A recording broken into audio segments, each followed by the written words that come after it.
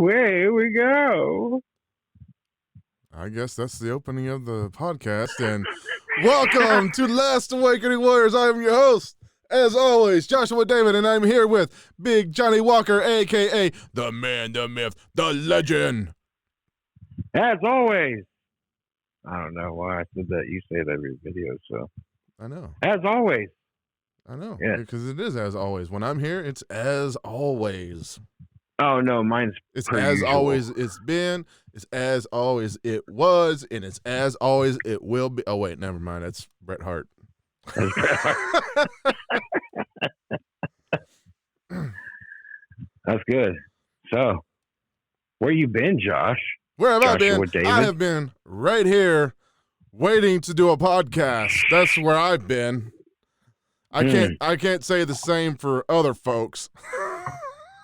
I know some folks haven't been here. Yeah. I don't know. I've been right here. I've been here the whole time. I don't know what what you're insinuating right now. Yeah. No, yeah. Mm-hmm. Bet you don't. No, we took a few days where we didn't do anything, and then I fell under weather. Well, somebody took a few days and was doing nothing. I wanted to do a podcast. Yeah. Somebody else wanted to watch a video, so we watched a video instead.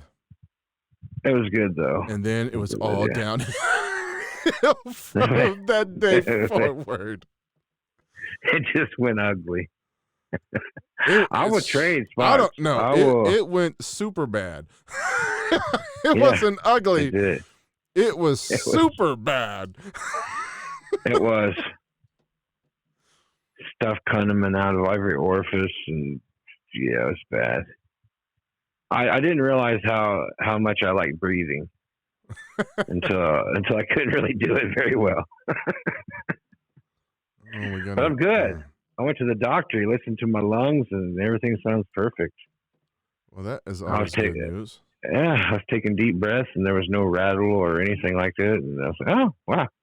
I couldn't do that last night. So yeah.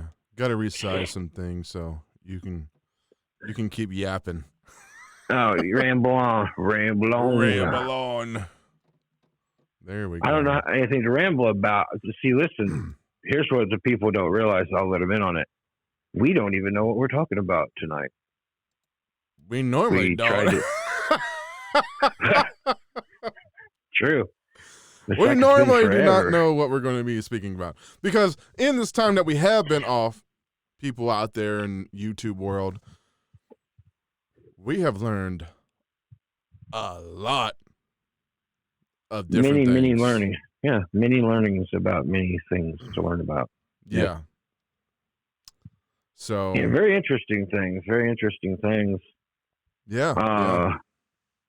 The more the Father reveals truth to you, the more just like it's... Like the similarities between the upper room and what happened there in Elijah when he was in the cave.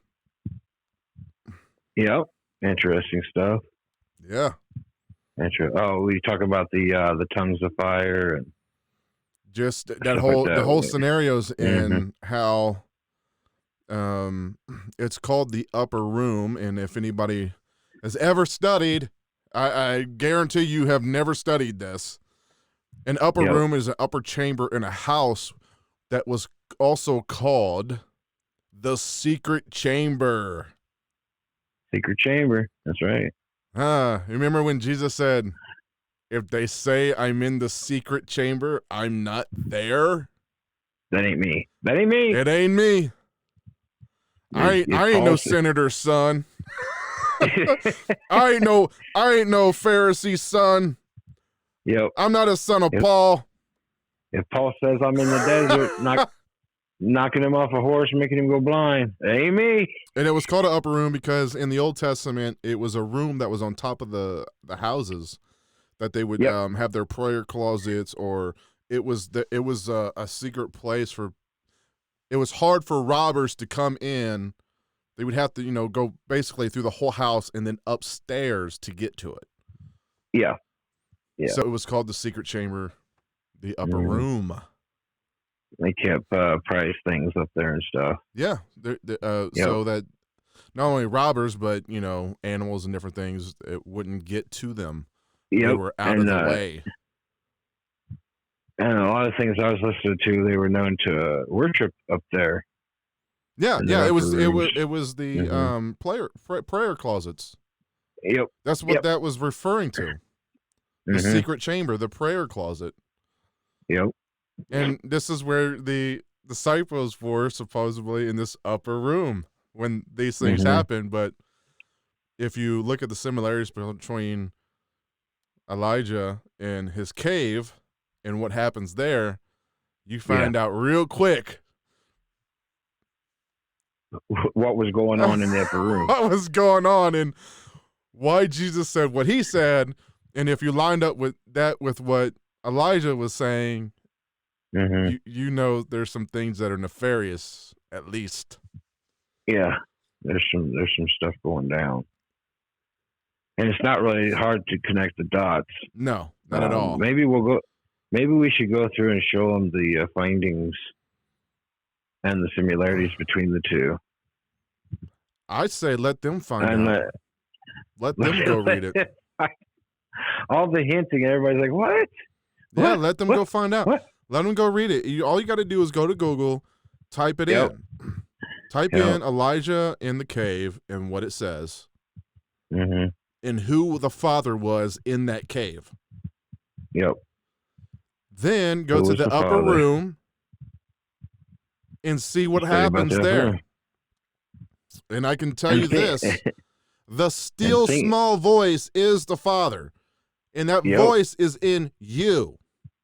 It's not in the smoke and mirrors. It's not in the lightning and the thunders and the winds. That's not him. Pillar of fire and cloud by day. That's not him. Nope. Just like Moses. That's not him. Moses was worshiping something else outside of him.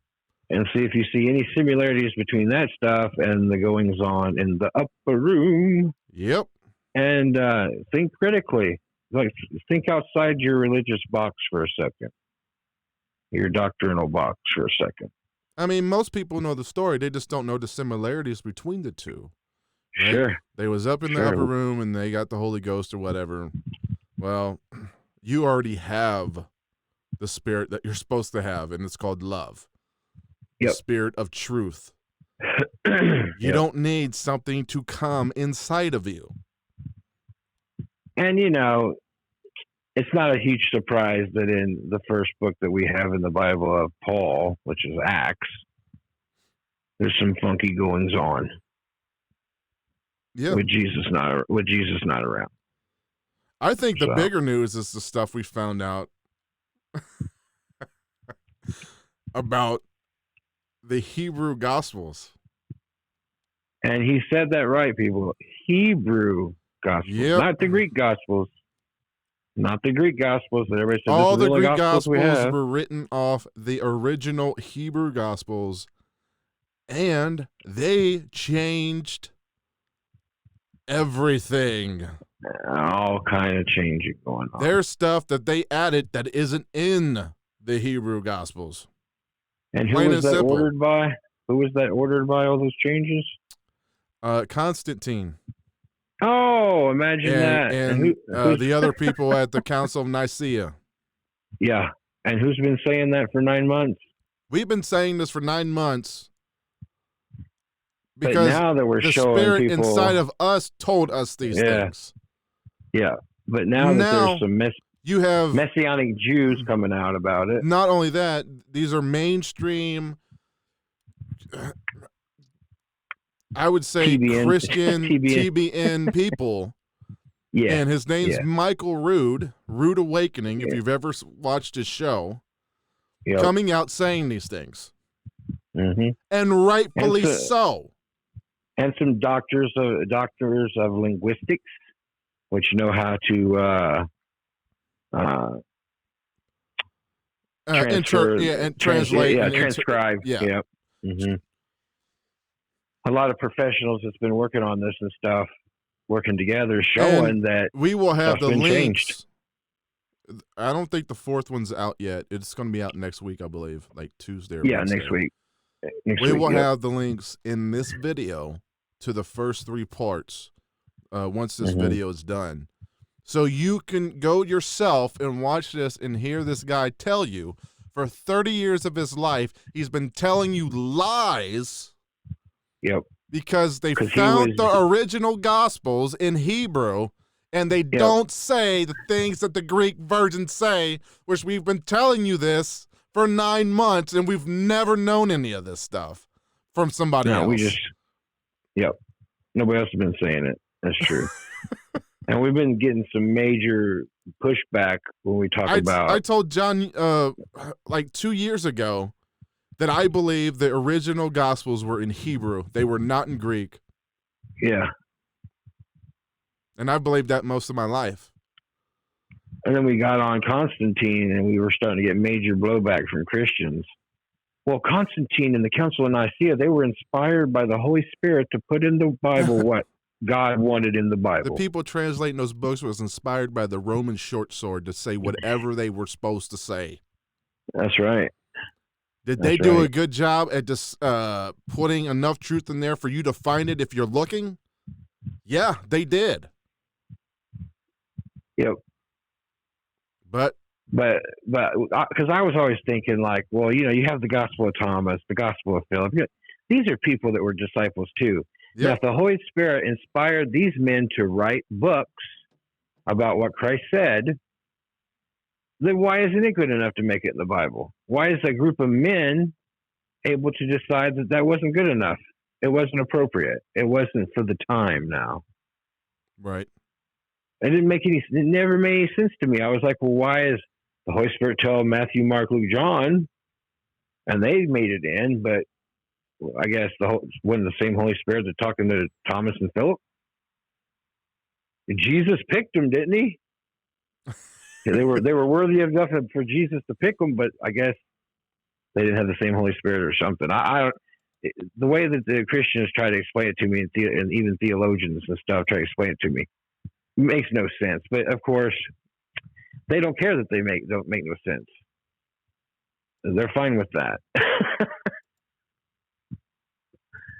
But anyway, we got other people saying it now, and all of a sudden, because Messianic Jew said it, it's the gospel now. It's great. It's great now. It's great now. I got somebody that's been giving me pushback for months and months. Now they want to start a church with me. Out of nowhere, they want to start a church. I'm like, what? What? And real quick about those videos that we're going to give a link to. We're not saying we believe everything these Messianic Jew guys say. No, there's things in those videos that confirm the things we've been saying for 9 months. And this is now coming from the church. Yeah. So you wouldn't believe us for 9 months. Okay, now go and believe the church when they tell you that they've been lying to you for 30 damn years. Yeah, and the thing is when he said he's been lying, he was fooled too, just like everybody else. He just has the guts he admitted he was. He had the guts to admit it. I give him props for that. And he did say, he's like, there's things I had problems with in the Bible this whole time. But yet you're still telling people these narratives you don't even believe fully? Yeah.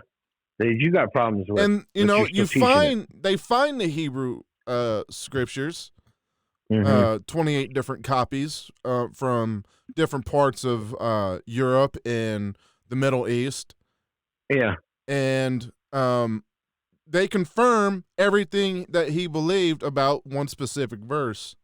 I don't remember which verse he was referring to. It was John 6:4, John 4:6. It was no. That was the one that wasn't even in there. There was another verse he was talking about. It's one actually we went over here recently, and we was showing how like it doesn't mean what they're saying about like you're supposed to believe Rome. It wasn't talking about that. They wrote it to where you're supposed to believe Rome. Of course. In that verse, and it never said that in the beginning, and that's what we said 4 or 5 weeks ago on this podcast. Yeah. And never even seen any documents, because if you have love inside of you, it would tell you the truth. What I want everybody to realize when listening to these, Josh, though, very important. There's 2 parts to this. They do start telling you and admitting some of the stuff we've been talking about. That's first of all. Oh yeah, and The the second things the part church has is been teaching.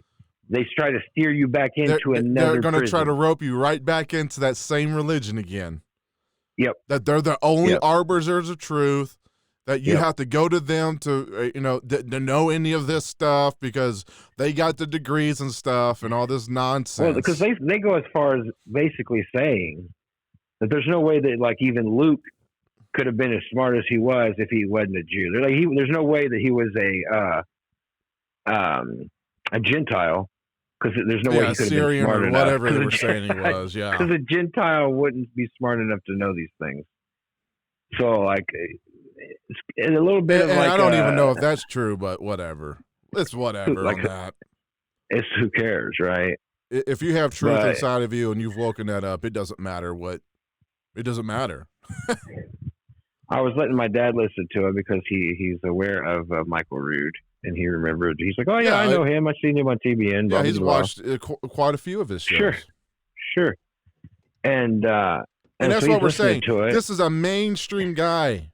Guy. This ain't like some kook on YouTube. That has like 100,000 followers or something. No, this is a mainstream guy that's on TBN. Yeah, he's one of the main people anymore. And so he's into this Christian truther movement. I was talking. You ain't going to hear this behind the pulpit, people. They're always into like the Christian movements and the like the truther movements and stuff to a point. Yeah. When it starts going against what they've been told their whole life, no, we can't have that. That's conspiracy theories. Yet we've told you for 9 months that everything that they believe is wrong, and now they're confirming it. That's why they're confirming it, because there's enough people like us speaking the real truth. awakening is happening. People are waking up. And now they got to come out with this other truth, like, oh yeah, we just found these new books, and to try to keep everybody under that same umbrella again. So see, people like us come around with small amounts of people listening, but there's enough groups of small people listening that they have to come out and be like, oh yeah, well we know that too. We found this out, and so we say, okay, we validate all these people speaking truth. And agree with them just to come and pull you right back around, right back into the narrative. Right back into a narrative, yep. Yeah. So it's going to be slightly different, but it's going to be the same thing. You got to go there. You got to pay your tithes to them. Oh, yeah. And you hear that in the videos. They're doing videos like me and Josh are doing right now. Yeah. Okay. They got a camera in front of them. They got an internet connection. They got a computer. It don't take any money to do this, people. You pay your internet bill. That's it. But they have to ask for money every video. You notice that. Oh, yeah. We're the ones on the front line. We're the ones ministering to all the people. We're the ones doing this work. They're the ones bringing you truth. We need your money to help this happen. Help for where? Help what? Help do what? What's your overhead? To put people back in the narrative and under their authority and control. Yeah, they want the money. And they also do the communion every video because you got to have a symbolic, cannibalism along with your videos. So, yeah, I almost got in a conversation about that today, but I didn't. I didn't go there. Conversation started up about communion and stuff. I was like, oh, so, where we symbolically eat Jesus. Yeah, it's like, yeah. Anyway, didn't go there. So, we may even do a whole video about that sometime. So maybe, maybe. What was the other? There was a verse that we were dealing with the last couple weeks. That they mentioned, or something just separate. What I mentioned it a couple times, and I can't remember what it is now. Was it Matthew 24? Something in Matthew 24? Or was it Matthew 10:24? I remember Matthew in a 24. That's really what I remember. So we never even got into the verse, really. You just mentioned it a few times. Something you've been stirring around with. Might have been 24, 28, something like that. Hmm. No, but there's just been a lot of things we've been listening to off and on. Listen to the Gospel of Mary Magdalene, which Yep. is very nice. Very nice, short, very short, but a lot of truth in that. Pretty inspiring stuff. Got a lot of confirmation out of that. That's things we've been thinking about, talking about. Oh yeah, yeah, it is. It's Matthew 10, 28. And we did go over this. Okay. I went over this with you. But there was Okay. another verse a while back. We were talking about um, the darkness, or what is perceived to be the darkness, is actually the light, right? That Yeah. it's the secret things. It's what is in. It's what's hidden.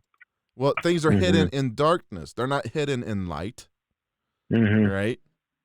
They'd be easy to find that if they were hidden in light. If it's in light, it's not hidden. Right, but the light is actually what blinds you, so you don't see the hidden, and Yeah. it's actually there, Mhm. hidden within the light, is the secret or the darkness. Right. It's actually backwards of what we perceive. Like, what is blinding you is light. Darkness doesn't blind you. Light Well, blinds you. it's exactly like my story about going to the Right, and bathroom in the that's what I'm hallway. referring Yeah. to. That's what I'm referring to. Yeah. Mhm. That light was blinding you from seeing the truth, Yep. right? Seeing the hallway. Yeah. And when I found Matthew 10:28, and we was going through that, I read the verse before, and this is what it had to say. Let's see here. Click over. This is Matthew 10:27. What I tell you in the dark, speak in the daylight or the light. Mhm. What is whispered in your ear, proclaim from the roofs. Yep. The darkness. What he told Mhm. you in secret. The Yep. dark. Mhm. The hidden things. Speak those to the light. Yep. Because there's an angel who blinds you, masquerading as an angel of Angel of light. light. Yeah, he does. Yep. This is how things are backwards. No, you're supposed to run to the light. No, Well, you're it's just supposed to like speak to the light. just like all the lightning and the thunder and all the loud and stuff that draws attention. Right. The things that are of your Uh, eyes and your senses and your ears, right? You know, the with physical Elijah, manifestations of things. yeah, That Elijah isn't the said that Father. wasn't. That's not the Father. It's the still small voice. It's the still small voice that's within Yeah. you. Yep. Yep. That's good So stuff. I thought that was pretty cool. And verse before that, he tells them, so do not be afraid of them, for there's nothing concealed that will not be disclosed, and nothing hidden that will not be made known. And to do that, you have to remove the light so you can see what's there behind what's blinding you.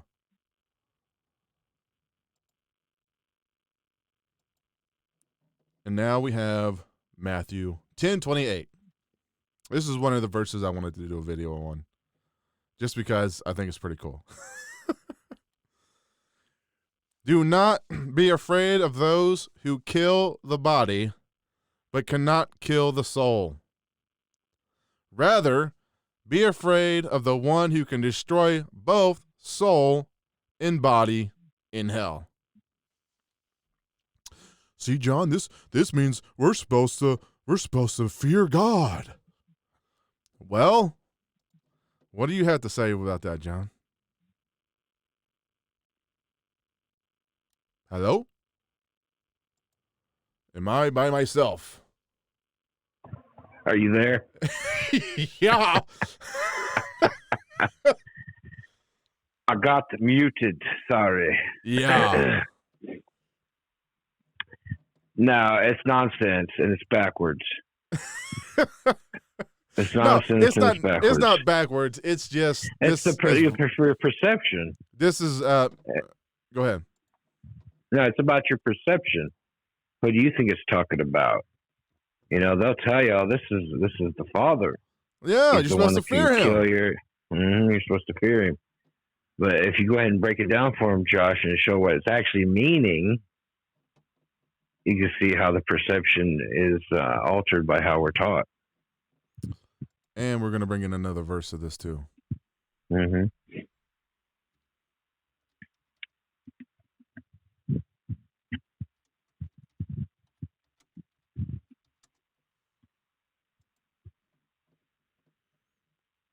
And this is going to be 1 John 4:18.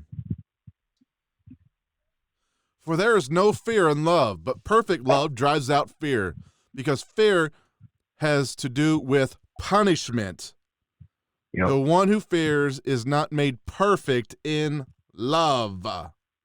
Yep. You cannot fear the Father and be in perfect love. Those two things have to go together. If you fear, you're fearing because of the devil and the accuser, because you're going to be punished by him.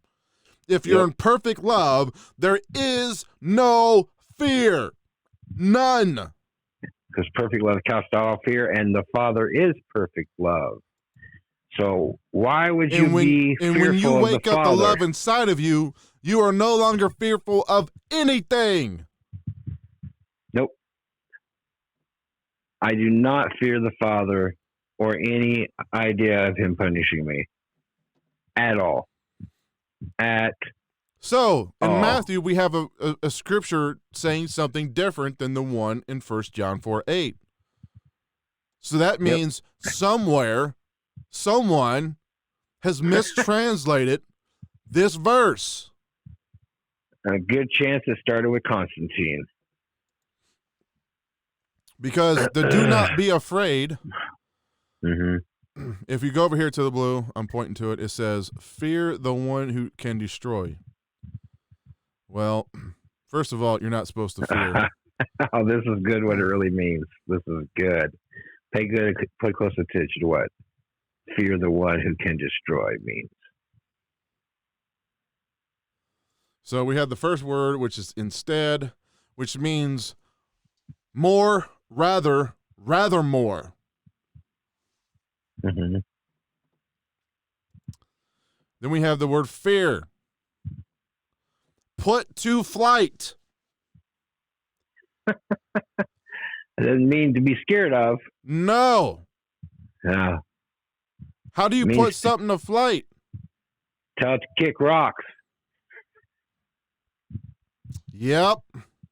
Cast it off. Throw it away. Yep. Mm-hmm. So the one that wants to punish you resist by putting the you devil in hell, and he will flee. Put him to flight. That's the proper meaning of the word. Mm-hmm. Now, in the first context, the same word, do not be afraid, because it's the same word right here for fear. It is correctly translated to do not be afraid. Mm-hmm. When you go to another verse, and we have John where it says, don't fear, and this is telling you fear someone, that's a mistranslation. Those two scriptures have to line up according to the church, not us, according to their doctrine. Exactly. This means to put to flight the one who can destroy both the soul and body in hell. Yeah. Because the Father's not going to judge you. Yeah. Jesus is not going to judge you. But there is a judge. Yep. And he's the one judging all over the place in the Old Testament. And he's the one that can take your soul because you won't give it up, to awaken the love inside of you. He can judge that to hell. Yeah. and you'll let him do it. You're letting him do it. You're giving him the permission to do it. You're giving him your authority to punish you, Mm-hmm. just like David did in, what is it, 2 Samuel 24. 2 Samuel 24. That's right. Verse 10. And 1 Chronicles 21. Yeah. He felt guilty, and instead of realizing that he listened to the wrong person. So this verse actually says, moreover, put to flight the one who can destroy both soul and body in hell. Yep. In other words, the devil, Mm-hmm. Yahweh, the one calling himself Yahweh, the physical manifestation calling himself Yahweh, the one that Moses seen. put him and to Adam flight. Mm-hmm. Resist him, and he will flee. Yep. This is what this is saying. Yep. But if you never go to the Greek, you'll never find that out. And then he'll even more never so, tell you what that means in a church. Never. And then you got to start wondering, now that the Hebrew Gospels have been found, how much more truth even in that? You know? Like, how much did they more actually truth in it? change? I don't know. But I can tell you that this verse here, from what it's saying, because of the other verses that we have, they have to line up. There have to be 2 witnesses, right? Or more. Actually, he wanted 3. He said 3, but he'll take 2. But he wanted 3 witnesses at least. Right. The more, the merrier. Mm-hmm. There's the more people, the more you have people saying the same thing, The less contradiction. the less possible. contradiction there's going to be. Yep. Yep. Especially when you're talking about old manuscripts and what they say. Oh, definitely. Now, I'm saying this is what their actual book is saying. They've translated their own book, their own nonsense, wrong to specifically keep you in this perpetual system where you fear God. How can you fear yourself? It's purposely done to perpetuate the narrative, like to keep you enslaved to the narrative. You know, every time that we start getting somebody to see a little bit of truth, it's such a victory, dude.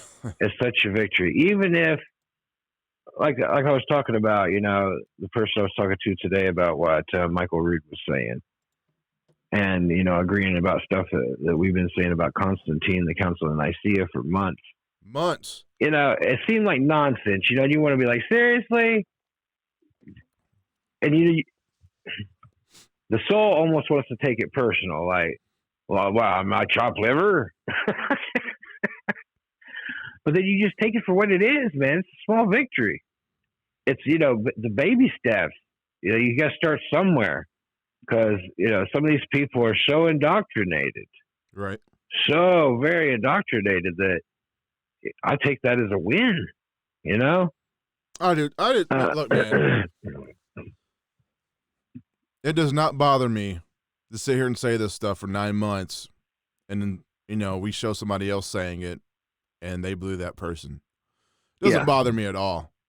I knew it would I just happen. want them to get it. Yeah. Yeah. No matter why. I want that switch to happen in their brain, that they finally start understanding that what they've been told their whole lives has been lies. Yeah. Yeah. And no, it's not easy coming to these conclusions that everyone in your whole life has lied to you. Yeah. Jesus told you every man's a liar. And that's why I appreciated when Brother Rood and those gentlemen were talking about how for 30 years they've been preaching lies. This is the biggest change to Christianity. They realized they've been preaching lies. They didn't take the time to say, oh, poor me. I ain't going to believe this because there's no way I was lied to. There's no way. And just dig their heels in and ignore the truth that's in front of their face. Well, here's the whole thing, right? Even them, 30 years, indoctrinated into the system, right? Oh, even and more. They've been preaching it for 30 years. Right, I'm getting to that.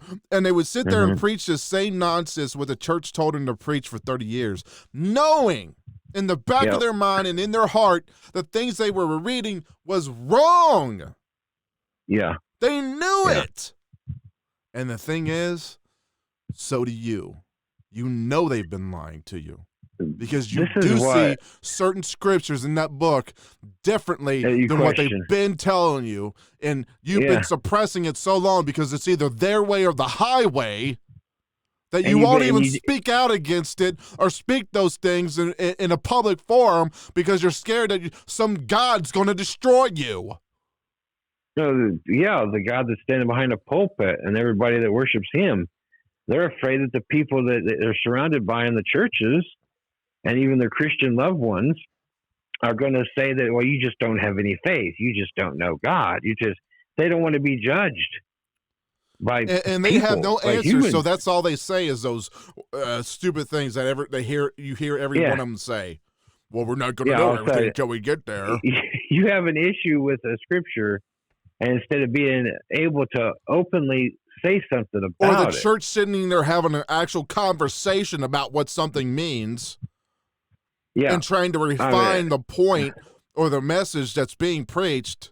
No, we can't do that. We got to take it as it is, and you take it as it is or leave it. Yeah. Take it all how it is or leave it. Take it all or leave it all. And then they ask why nobody's in the church. Well, because they have questions and they learn. And no one will answer them. Exactly. They've learned that there's no point in bringing it up because they're just going to get judged and looked down on. Me and you were talking about how, you didn't minister like you could have done because there's too many things you had issues with. Too many questions. Yeah, there was that, and I knew where he wanted me to go. And him, I'm referring to Yahweh. Yeah.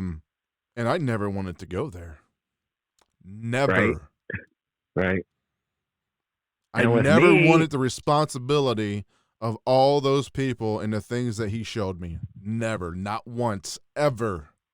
Yeah. And the stuff with me it was similar too, because I wanted to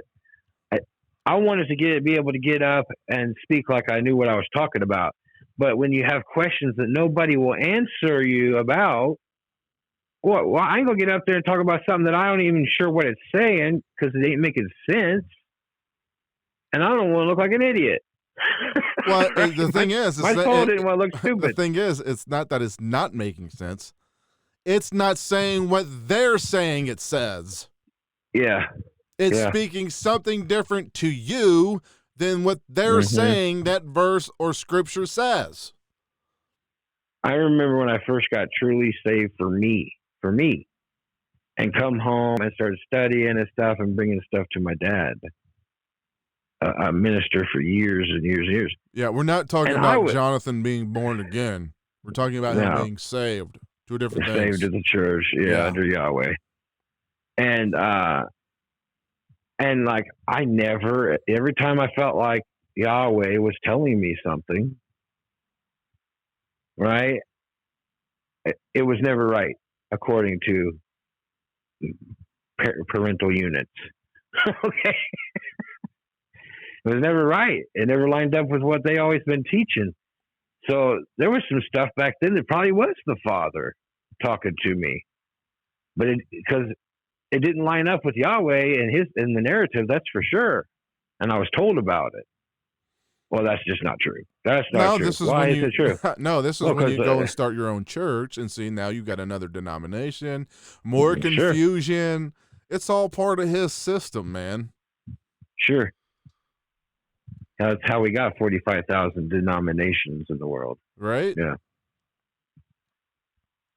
It's ridiculous. It's absolutely ridiculous. But that's a good scripture, man. We're not to fear the Father. How can you fear love? You can't fear love. There's no fear in love. There isn't. That love inside of you casts out all fear. All of it. Gone. Mm-hmm. Yep. You don't have the fear. You don't have the guilt. You don't have the shame. I was talking to somebody also today. I was talking about how they feel bad that they're not being able to put in tithes and offerings right now. and they feel ashamed and they feel guilty. Why? And I said, well, where's shame and guilt come from? I asked him, where's shame and guilt? With the devil. So why are you feeling that? Yeah. Why are you letting yourself feel things that are coming from the devil? And you know it. You just said it with your own mouth. Yep. Well, it's not that I feel this way. I was like, you do. You say it all the time that you feel bad. Yep. Why should you feel bad? Well, because, people see that you're not putting love in doesn't stuff. Remember any wrong, so how does it even know you've done anything wrong? Yeah, exactly. The guilt that you're given is what you've given yourself based upon the thoughts and what you think everybody else is thinking about you. No, because that's the rule. They set out some rules. Mm-hmm.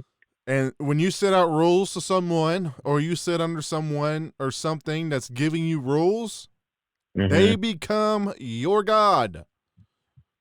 Well, you're not supposed to live under anybody's rules. Nobody's. No. And it's like in the Gospel of Mary Magdalene where Jesus was. Go ahead. I put out a TikTok today about how love retains its sovereignty. You're not supposed mm-hmm. to be under anybody. The truth is supposed to speak to you from within you and tell you what you need to do. There's nobody to go learn from. There's nobody to go and seek something from and listen and to study under and to be an apprentice and then a journeyman and then a master. You have the master. It's love. It's the spirit of truth. It will guide you in all things. Mm-hmm. When you're talking about listening to rules and stuff, where in the Gospel of Mary Magdalene, Jesus was talking to the disciples to Mary and was saying, when you're talking to people, don't set rules and make laws like they do, because then you'll be under the rules you set. Under the laws you set, you'll have to live under them too. Well, yeah, that's the whole thing about judging someone, right? Yeah. It's setting judgments and rules for someone else. Mm-hmm. And when you do that to them, you set those rules for you. Yep. And you bind both of you. So that's why you said free people from the law. Yeah, so tell imagine people they're that. Forgiven. Free people. Not put them in bondages and say they got to do all these things. It was like a pastor on Facebook today was talking about we're not supposed to do works, but we're supposed to work hard. What? Hold on a minute. Yeah. Because God doesn't, you're not supposed to be lazy. I don't have to do anything. Only what you decide to do. Yeah, it's interesting though when it comes to the laws. I mean, as in, like, there's no one above me setting rules for me. No, I'm setting rules for me. I decide in my kingdom what I can do and can't do. It's crazy though. It's so simple to look at the teaching. Like it said in Mary Magdalene, don't set rules, don't set laws. Yep. Because when you set rules and laws, you're just setting people up to sin. It's like it says you're setting in the word. People up to fail. Yeah, because it said in the word, where there is no law, there is no sin. Where there is no law, there is no sin. It is not accredited. Until Moses listened to whoever it was saying they were Yahweh and gave the people of Israel. Well, according to Jesus, laws, it was Moses who gave them the law. Well, he said he's your accuser, didn't he? He's the accuser. Yeah. So until laws were set, there was nobody breaking any. That's how Yahweh wanted it. Because Yahweh couldn't give them the law, then he would be the accuser. He stepped out and made Moses the accuser. Yep. So then it wouldn't be on him. We'll put it like that's why Jesus said what he said. That's why Jesus said Moses was the accuser. He didn't say Yahweh, the one who gave Moses the law, was the accuser. He said the accuser of them was Moses. Well, who was the accuser of Moses? Yahweh. Yep. He's just passing the buck. Yep. Just passing the buck. So that he wouldn't be responsible for everyone else. We'll put it in a little today's terminology. Before anybody made any, there's smoking weed is a crime. People were smoking weed all the time. Yeah. And there was nobody arrested for it because it wasn't a crime yet. It wasn't a sin to cities and states in the government. It wasn't a crime. Once it was set into law that it's now a crime, now if you get caught doing it, you sinned against the government. You've broken a law. Exactly. And now you're a sinner and must pay the punishment, right? Exactly. Jesus told you to Until get there's rid of the rules. law. Absolutely. And that goes totally against what Paul said. Paul said we got to respect that government, right? Oh, you got to love Romans them and 13. kiss them and hug them. One of the other guys, call them your own. One of the guys on YouTube that we listen to occasionally was talking about that same scripture today. Romans 13. Who, Jeffy? Yeah, Jeffy was. Jeffy boy. And I was like, yep, 100%, bro. 100%. I'm going to have to check that video. Why are you worried about abortion? Why are you worried about voting if God is the one in control of everything? Yep. If this Yahweh character put these people in place and they made the decisions over you to do what they're doing, and he's the one that put him there, and he is the one that established him, and why in the world? Yahweh. Why are the world are you going against? Why are you rebelling? Because if you rebel, Paul told you you're going to be punished. Yep. And because the sword won't be in vain. I have asked a million times all through my life with the different presidents from the different sides getting in, right? Republican or Democrat. Yep. And I ask every time to people that are pro-Republican or pro-Democrat. God wants to punish us. Well, listen, though. I say, well, my guy didn't get in. I was like, well, yeah, but don't you guys say that the person that gets in is because Yahweh wanted it. God wanted it. Yep. Well, for whatever reason, yeah, I guess he has a plan for it. Well, then why are you griping about him all 4 or 8 years that he's in? Yeah, why are you fighting against every law he's trying to pass? Why did we go to war with Hitler if God put him in control? Wow, right? Wow. Or Stalin. Or Mao, when Mao killed almost recorded of 100 million people of his own people. Yeah. Why are we going to war with any Muslim countries or Syria or any of the ones like that now? Yeah. Yeah. I mean, obviously God wanted to blow up the towers, right? So it happened, right? He's the one that put them into power over there in those countries. That's what you're saying when you're saying this, people. Is this really what you believe? This is what Paul said. Yeah, chapter 13 of Romans. That's what he said. So why do you have an opinion? I want to make that clear. Nah. Nope. We don't believe in killing of any kind. Nope. Not even of them. Not even of the Muslims that kill people. Not even of Hitler, any kind. Whatever. Nope. Oh, Josh and John are for abortion. I heard them say it. I heard them say it out of their own mouth. Yeah. No, this is what you believe. But then you say you don't believe it. Your book says it. Yep. You can't have it both ways. Say you believe in the book and all the book's true, and then when you're faced with this crap in your book, then you don't believe it. Yep. Well, there's a higher law than Romans 13. Not according to the person who wrote Romans 13, who supposedly was inspired by God. Jesus came and talked to him and gave him a special mission. It's a special mission. That was God himself, right? He was inspired by God to write what he said, right? That's what he said.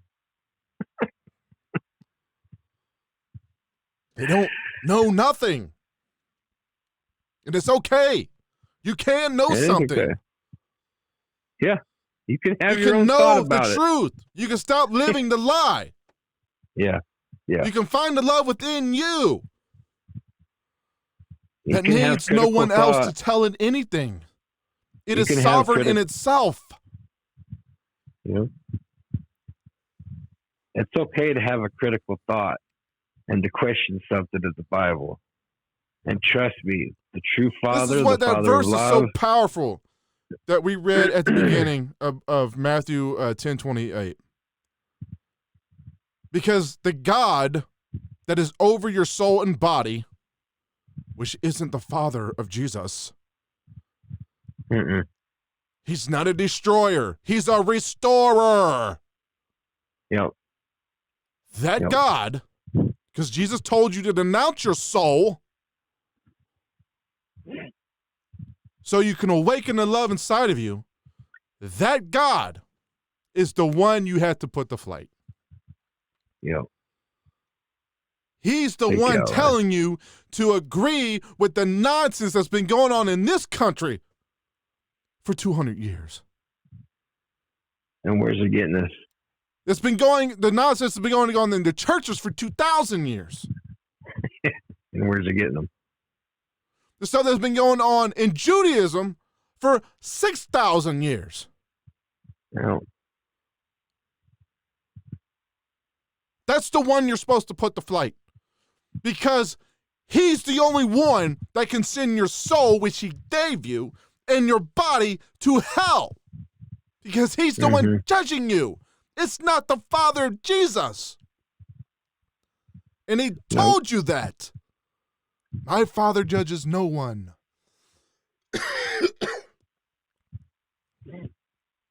Matter of fact, we're going to go show that right now.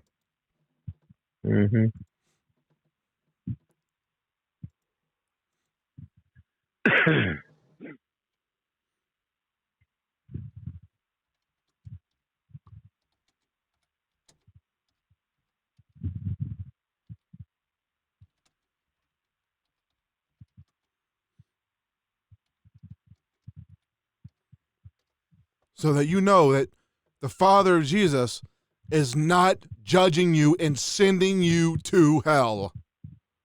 It's the devil, because he's the one that gave you the soul. Love is inside of you. You have to wake it up. It's being called born again. Returning to yourself as you was when you was a child. Not a sinner. Love. Pure innocence, pure love. That's right.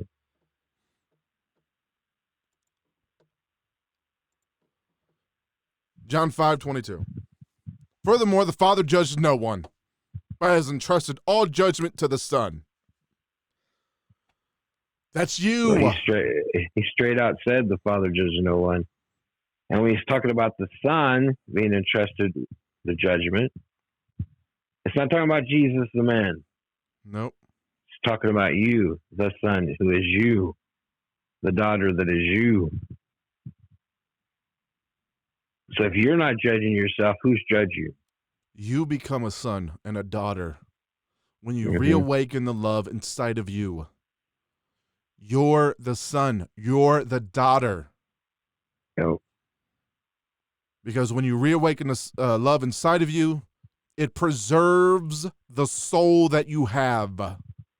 And now that son, the one that was preserved with love, is an heir to the throne. This is what these things are talking about. And me and John, we judge no one. No. I don't judge anyone, no matter what they do. Because I understand they're doing those things out of their soul, not the love that's inside of them. No. Jesus said he only does what his Father does and sees his Father do. If his Father judges no one, what is he going to judge? No one. Can't. And when you awaken the spirit of love within you, you'll be just like the man that's called Jesus. You'll be just like the Father and Jesus. Yeah. Where you can't judge either. And you start realizing that the more that love grows within you. It's part of this process that we're in. You have to go through these things. Yep.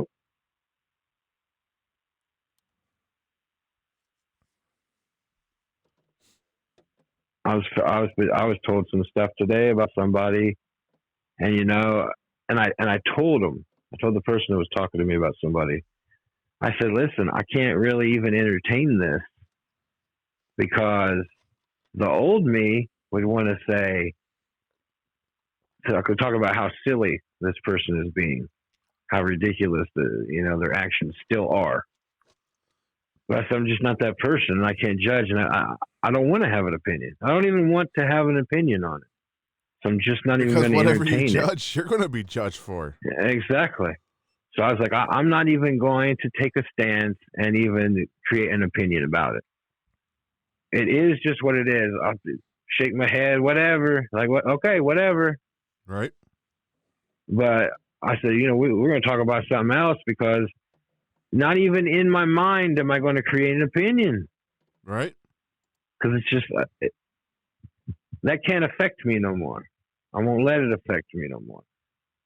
I will continue to think and hope what is best for that person. That's all we can do. Maybe someday they will figure it out. It's been a long time for this person doing the same silliness, but I will think of what silliness. Stay here. Well, don't catch me on words now. That's the thing. But no, that's just this person is no different than what we were. Yep. And everybody else is no different than what we were. Because there was stuff that I had hang-ups about too, right? And am I going to want somebody there reminding me and always talking about what my hang-ups were? There's still people that bring up stuff from my past, and I now I get to say, because I'm free, because I'm sovereign, that wasn't me. No, right? It was your that soul. wasn't me. Mm-hmm. So this person, hopefully, and that is our thing, we will hope good things for them, and hopefully they will find love within themselves. I believe all will. Yeah. At some point, all will. Well, whoever's was Christ is going to be his, right? Yep. I think you was talking about in the last video. It seems like it was forever ago. It's been almost, 3 weeks? 3 weeks. Now you're getting crazy. 2 weeks. It was a couple of days ago we finally got to the point. It was a week and a half, almost 2 weeks. 2 days later, now it's 3 weeks. What are you talking, man? I'm telling you, man. Josh trying to beat me up over here. I'm going to karate chop you one of these days, dude. Karate? I thought it was karate. Karate. Yeah, that's my favorite wrestler right now. You got a shirt on right now? I don't. Oh man. So it's over at the house. That's all right. You'll have to get one in different colors. I wish they had some different colors. I really do. wish they do. Yep. No, I'm gonna wear question mark man every day. Our last That's video cool. was on the 26th. So yeah, it's been a while. Yeah, it's been a while. That's the name of the video, isn't it? It is. Got a little thumbnail up there. Nice little band. So, how is everything else going with you right now? Dude, I'm enjoying life. Yeah. I can't even get it. Go ahead. Still going to rehab. Still working on my shoulder. I was talking about the drug rehab. Okay. The what? He's not talking about drug rehab. No. I mean, if that's what people think when someone says rehab, that they've done drugs in that lifestyle. No. I was in a car wreck. I go to rehab for my shoulder. Yep. Because some of the muscles and stuff are just jacked up. And I can really tell because I got an Oculus Quest VR headset, wireless headset VR, and playing the boxing game I've been playing, when I swing with my right arm, I can tell, like, there's some things jacked up in it. Yeah. Especially when it feels like my shoulder's pulling away from itself. Mm. Yeah, I don't like the shoulder issues, man. I got torn rotator cuffs in both that I need repaired. And you hang your arm the wrong way, it feels like it's coming out of socket. That don't feel good. Yeah, it kind of feels that way when I swing my arm. Yeah, you But want to there's keep nothing wrong with the actual joints and nothing. According ligaments to and stuff. the Yeah, X-rays and stuff. So X-rays and scans and stuff. Yeah, yeah. They're gonna have to choppy chop on me eventually whenever I let them do it. So I know my dad had rotator cuff surgery on both arms, and like, oh yeah, was he an athlete? No, not at all. not in the slightest. No. And then they're like, well, you athlete? Nah, not really. More than my dad, but no, not at all. Not really. It's just about picking up stuff too heavy for you to pick up. As you start getting older, things tear, pull, pop out of socket. So And it does. Yep. So you have any other scriptures, anything you want to go over? Anything you've been running over? Nah, just been like studying the stuff that you've been talking about tonight, and got a few other things that I've been milling over, but that's going to be stuff coming on future videos. So Yeah, when's the next Johnny Walker video coming out? It's coming soon. Every time I think I'm ready, then I end up having some more thoughts about it. Well, you're always going to have more thoughts. You build upon precept upon precept. Right. If you just keep thinking of all the new thoughts, you're going to have a billion thoughts and never done a video. It's going to be like a 14-hour video. That's what I'm shooting for, 14 hours. No, it's going to be pretty soon. I feel like I was pretty close to getting ready to do it anyway, and then over the weekend I fell under the weather, so I'm back now, so I think we're good. We hope so. We are. We're good.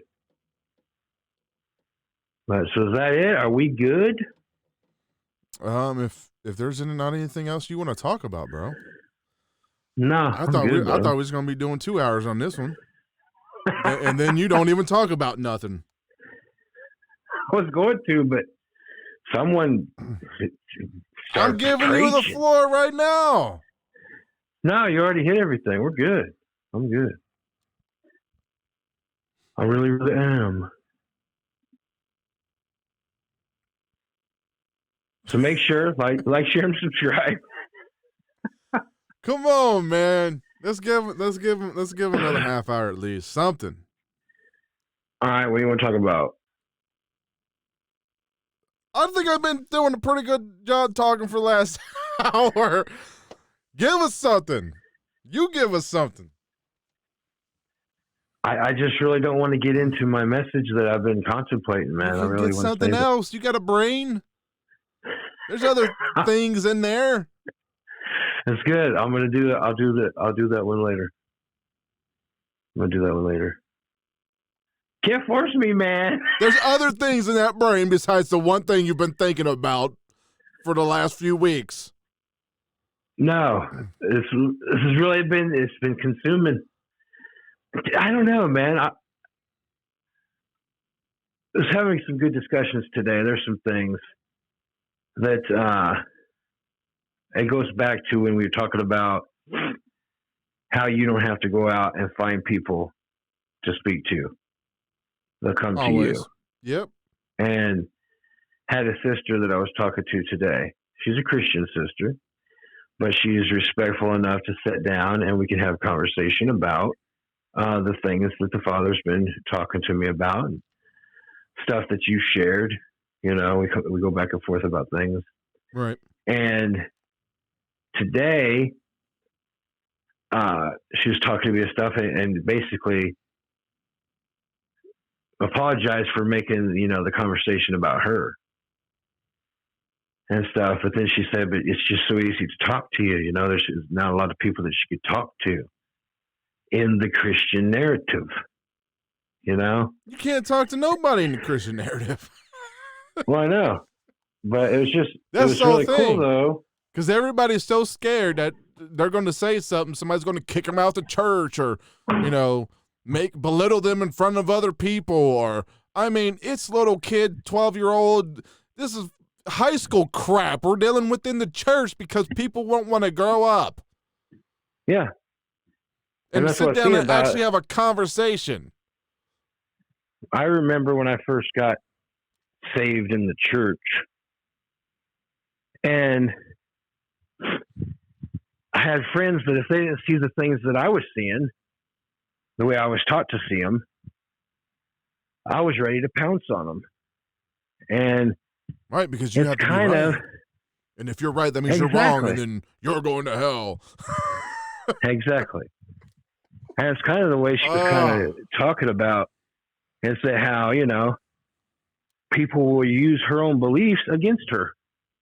Yeah. Because she's struggling with something, or their family's going through something.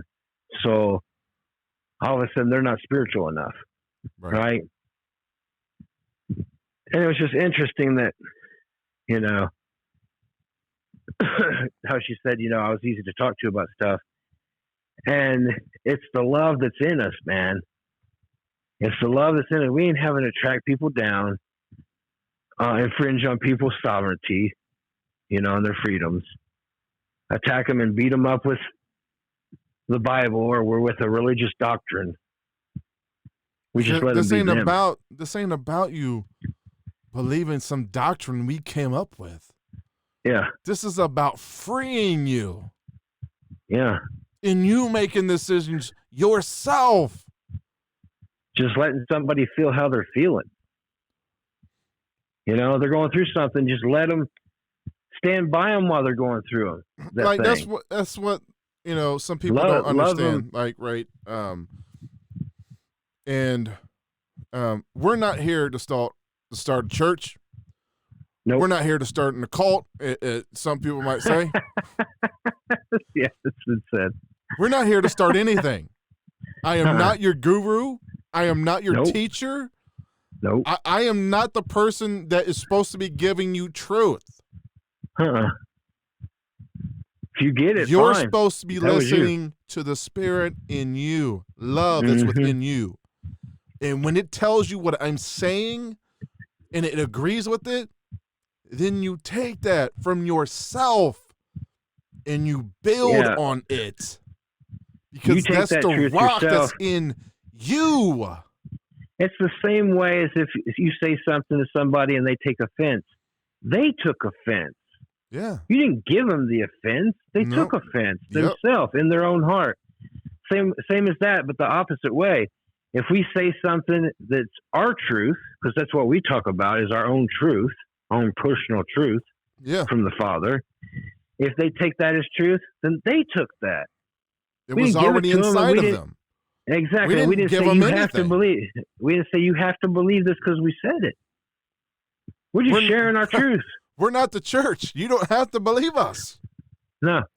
Matter of fact, we'll say all the time, all men are liars, including us. Unless something that comes out of our mouth. If they actually understood what that means, they would understand what we're saying. Yeah. It's not hard to understand, when you break it down to the simple essence of it. To me, everybody, including Josh, is a liar. Just like Christ said, all men are liars. That's because you can't get your truth from anybody else. From anybody else but myself. Because all my truth I need is already in me. The love that's in you will tell you your truths. Yeah. And it will do that by someone else talking or you reading or watching something. Yep. Just it's taking not a walk, that looking the book. It's like I told my nephew the other day. I was like, it's not that I read this book and this book tells me things. No, it's not how this works. The Bible even says that. talks about the religious people that study this book thinking they're going to find life. Think they have life in those books and those scrolls, right? Yeah. There's no life in them. You're going to find it. Why? It's all in you. These scrolls, these books, the Bible, everything else that you get, if you get something from us talking, it's because those things were already in you. It's just sparking the memory. That's all it's doing. Yep. We're not telling you nothing. And if you get some truth from something we say, it's because something we said jogged the memory you already have. Of the love that's inside of you. Absolutely. I just thought it was cool. Yeah. And I told her, thank you. I was like, thinking about it and talking to you, it's like, that shows, that the fruits are coming through. Nobody has to tell me that I'm on the right track. Like, I'm going to notice it by situations like this. You know what I mean? I already know it in myself. But then, you're going to notice things like along this path, along this walk we're on, circumstances happen like this. And you're like, well, why wouldn't they go to their pastor? Why wouldn't they go to their husband that's a minister? Why wouldn't they go to these people? Why are they talking to? Because all they get is judged when they go to those people. Yeah. Because those people have to fake those people have to Mm-hmm. fake a facade that they're holy somehow. When no, the soul of them is not holy. It's corrupted. Right. Because it came from their father, the devil. Mm-hmm. Now the love inside of them is holy and retains its holiness no matter what. Yeah. This is what we were saying by all men are liars. Yeah. Your soul is a liar. The love inside of you can't lie. Sorry. Nope, can't lie. It's holy. I seen a meme today from some people I used to do a Bible study with. Mm-hmm. And it was saying that Christians know that they don't have any righteousness. All the righteousness that they do have comes from Jesus Christ. Wrong. Lie. You've had righteousness since before you was born. Yep. When you was coming into this world, you had love. That would be right. John 1 John 1:9 for those listening. You was born love. Mm-hmm. You had righteousness. Yep. Your soul doesn't. This is why Jesus said, no one is good. No one. No soul is good. It's not. But the Father, your Father, the love in you, is the only good you have. People like That's the true measure too. You wasn't given a measure of flipping faith. You was given a measure of love. Yeah. Yeah. You got to grow that love. It's interesting how, you just mentioned another scripture. No one is good. And they got all men are liars. All men are liars. No one is good. I quote Jesus saying those things. There's not everybody's a liar. There's good Christian people that don't lie. I don't lie. I'm a Christian. I don't lie. Well, you're a liar. Right there. You're lying right there. Right there. And then, there's good people. There's good people in the church. This is why you there's cannot follow. Not according to Christ. Jesus was not trying to get anyone to follow him. It's not what he was doing with the 12 disciples. He pointed everything to the Father. He was getting them to believe that they were no longer slaves. That's when they finally got it. He told them, you're no longer slaves anymore. Not to him, to the God of this world, Yahweh. Or the one calling himself Yahweh in the Bible. Because there's two of them too. He all the time tried to show them that the flesh was what it wasn't about the flesh. It was about what was in him and what was about what was in them. What was in trying to get them to see that they had the same anointing. That's why they could forgive sin. That's why he told them they forgive sin, and they could not forgive sin because they were the judges. Those were the sons that we were talking about earlier. Jesus told the disciples that they could judge and forgive sin and not forgive sin. And whatever sin they forgive is forgiven, and whatever sin isn't forgiven. But guess what they done? Really they went around and forgave everybody. Wonder why they got killed, right? They'll run around freeing people. Yep. Freeing people of all the shenanigans and bullcrap. And then here comes The Paul. politics. Paul writes to Titus, and Titus goes in and kills everybody in Jerusalem in 70 AD. Nope. Oh, wait. We wasn't supposed to tell people that yet, right? Oh, crap. Oh, crap. Did he just say that? Did he just say Paul got the disciples killed? Yep. Well, Paul could not go to Jerusalem. They kept throwing him out because he was a liar. Mm-hmm. Most of the disciples were in Jerusalem in 70 AD. The ones that weren't already dead, the people that they preached to and gave life to. Mm-hmm. This is when, well, we're not whatever. I don't know how far you want to go into this. That's a whole nother video. I wasn't even going to talk about this, but whatever. This is what happens when you hear things like in Revelation when it talks about, or was it Revelation or Matthew 24 when he tells them, when you see him riding on a horse, flee the city. Talking about the Antichrist, which was Titus riding on his white horse to surround Jerusalem and kill everybody inside. Right. Flee. Flee when you see him coming. And there was a very small portion who actually saw that. And those some of the people that Jesus said, you'll be here when this happens. Yeah. Because those people aren't alive now, 2,000 years later, when he's sitting there saying, some of these people will be alive when this happens. And some of them were alive when it happened. Yeah, 70 AD, not 2,000 years or how many ever years past this. Yeah, still waiting for it. Yeah. Everybody's looking for that thing in the future. But it's already happened. All this stuff happened, and the kingdom is already here. The Bible says that the kingdom of God is at hand. Yeah, it's at hand. It's close. It's right here. It's reach. Who? Yeah. Yeah. At my hand. Ah. Yeah. Mm-hmm. And talking about how we were talking about Thomas the other day because listening to this religious doctor from Yale. Yeah, that guy is crazy. We get into some stuff, people. I'm telling you. Yeah, we were watching biblical college courses on biblical theology. Yeah, from Yale. So, for those people out there who don't think that we know the real narrative, we've watched courses from Yale. Yeah, we're digging into it any which way we can get into it. And that's called rightly dividing the word of truth. Study to show yourself approved.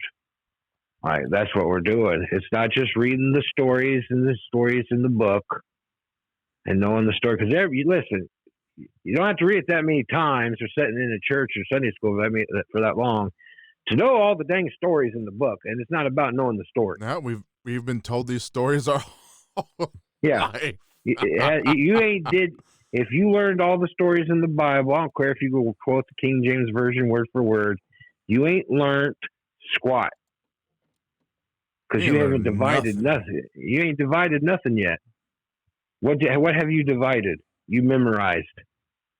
You haven't divided nothing. Yeah, when has the church ever divided anywhere? No, you got to believe all of it's true. It's all true. So how is it divided then? So what are you dividing? What are you saying to divide there? So you gotta look up under this rock, climb and look over that limb over there. What's over around the bend over here? You gotta look. Seek ye first the kingdom, and then all the knowledge you need to know is going to be showed to you. You mean don't go run down to the church? No. And say the prayer where you call Jesus the Christ Baal? Lord. That's not it. Nope. He told you to seek the kingdom first. Mm-hmm. And guess what? It's not an earthly kingdom. So there's nowhere on earth that you could go to find it. Yeah. Because it's But not on the outside of you. It's in you. Like well, he it's on the told outside you. of you. In It is someone outside of you. else. In someone else, exactly. Because that's Not what he in a said. building. Because he's in Thomas. We were listening to the teacher talking about stuff, about the books of Thomas. And it's interesting that he was posing questions about the different sayings in the book of Thomas, the different sayings of Jesus. But he didn't give anything. He didn't give anything of why he thought it meant. Because they don't know what it meant, right? How But can we were getting someone in stuff. the kingdom know any of this? Yeah.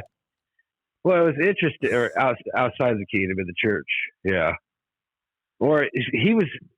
I don't even know if you could call him in the church. He was just somebody teaching religion, teaching he's religious probably, doctrine. most likely he's not anything. Nah. He's probably a secularist at that. Yeah. He's an atheist teaching I mean, religious odds doctrine. are this might be the one guy Yeah. who probably is Catholic or something, or Protestant or something.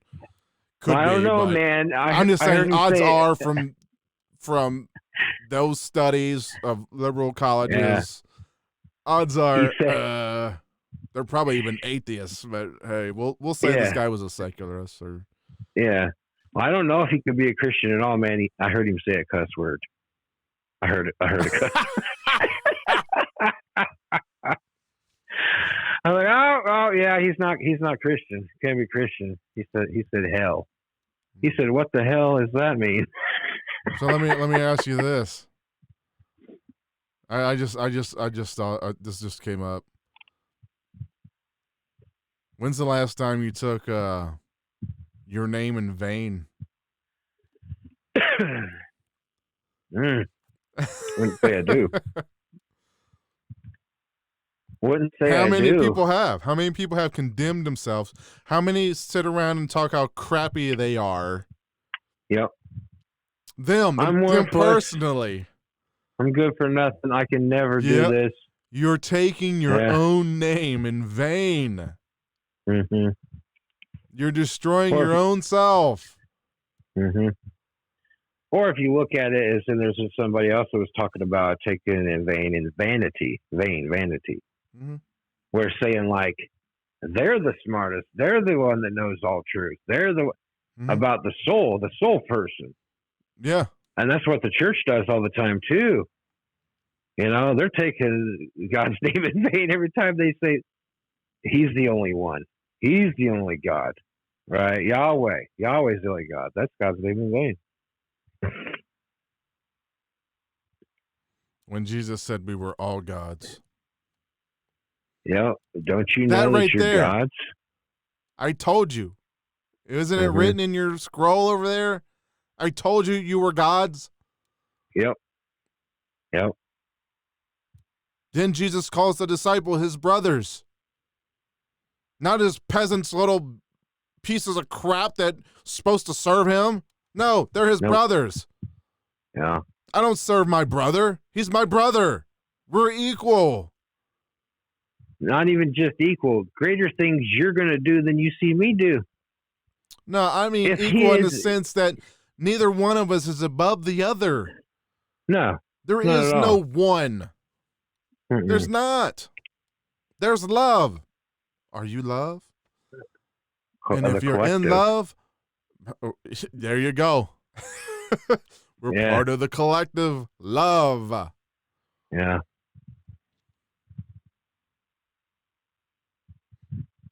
Now the collective, we got to get a shirt or something. Like one of the collective. I like that. I'm not part of a collective, though. Write the song, Josh. I'm one of the collective. I'm not in a collective, though. You're not in the body of love.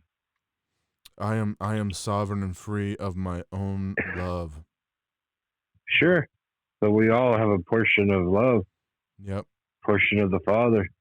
Yep. And together, it says, "What is the kingdom?" And Thomas is talking about how the kingdom is scattered throughout the world, inside you and outside you, with of course in other people. Yeah. But like you talked about before, as the collective body of the Father here. I have my own kingdom. Sure. You're gonna get people talked in circles, man. No, it's not a collective though. I don't believe that. I'm sovereign and free in myself. Because it retains their memory. Will you let me finish my sentences? Jeez. Because love, my portion, preserves me. Sure. Absolutely. Love is the collective. Me, my love, when it's preserved, my soul, it is no longer the collective, it's me. It's no longer the Father, it's the Son. You get what I'm saying now? You move on to the different spot. Yeah, you moved on. Yeah. It goes from the collective being love in everyone. When you reawaken it preserves the soul. And now your soul, because it's preserved by the love that's in you, it's the Son now. It's not made perfect. It's the offspring of the love that's inside of you being preserved, this form of who you were. Well, isn't that good how Joshy broke that down? I didn't write it down. I see it. I see where you're going with it. I was like, how are we going to do this? You just said a month ago that the love is the Father, the collective of the Father. It is the Father. On this earth, yeah. I go tell him not different. I see what you meant. Right on. No, I'll explain this one more time. No. All the love that's in everything and everybody when you come into this existence is the collective. Is the Father. Yep. Okay? When you become born again, when your soul, you denounce your soul, and that love preserves it, now you're known as you are here, there, when you leave here. Now you're the Son because you're something different. You're new.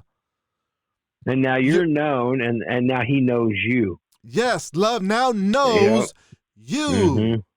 Yep. And this is how this is how the Father begets a Son. And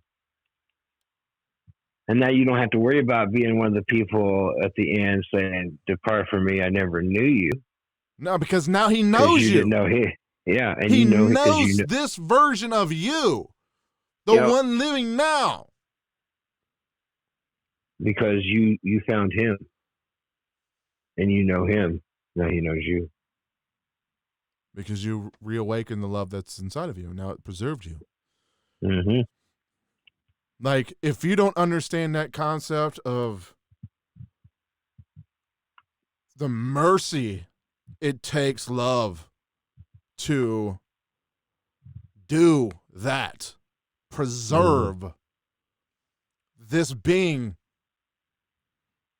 it's incredible. It's incredible that no matter who you are, whatever you've done, you don't have to clean up anything in your life. It preserves you how you are. Yeah. And who you are. Yeah, those songs at churches, man, and they say, "Come as you are," just as you are and stuff. Never believe that for nothing. Yeah, come to the altar, but then you got to change. Yeah, no. Come to the altar and change. You exactly how you are. Yeah, and any changes that needs to be made in your life, love would make. You'll be able to make those changes in your life because love now controls this being. Yep. Everything that you're doing contrary. everything that you do that is contrary to You're love. You're no longer subject to the old law, the law of sin, guilt, shame, the 10 Commandments. You're now governed by the new law, which was the old law, the old you, which is now new. Just like John said. Yep. And it, last will be first, and first it will be last. preserves and remembers the sinner, the one that was fallen from grace. Yep. It preserves him. The one that forgot love. The one who forgot love. You forgot your first love. You lost your first love. You got to come back to your first love, which is love. Which is love. Which who you were. Exactly. That's who you got to remember. And it forgives you entirely and judges you not. Do you know how good, if people really knew how good it feels, dude? That's what I'm trying to say. Like, I know. The mercy that you actually know. Yeah. The grace and mercy. That's where the grace and mercy is, man. To be able, listen. You don't have to change nothing. Be able to take a breath, to take a big deep breath and be like, and just let it go. Man, I ain't got to beat myself up no more. When I tell you, we've talked about this stuff before, I did not like myself. I came off, when I was young, I was an introvert. I was scared of my own shadow. I was afraid of what people would think of me.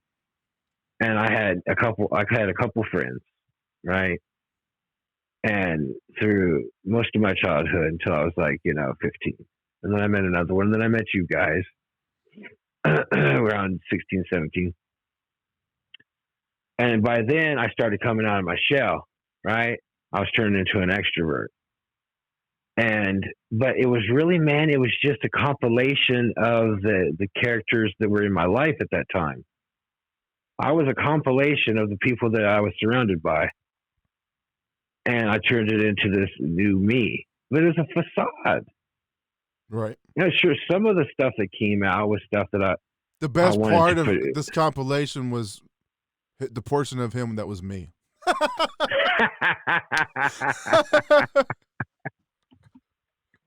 No ego there. None whatsoever. But it really just wasn't me. Now in love, am I still this kind of same person? Yeah, because that is who I became. I enjoy being that person, but now it ain't fake, right?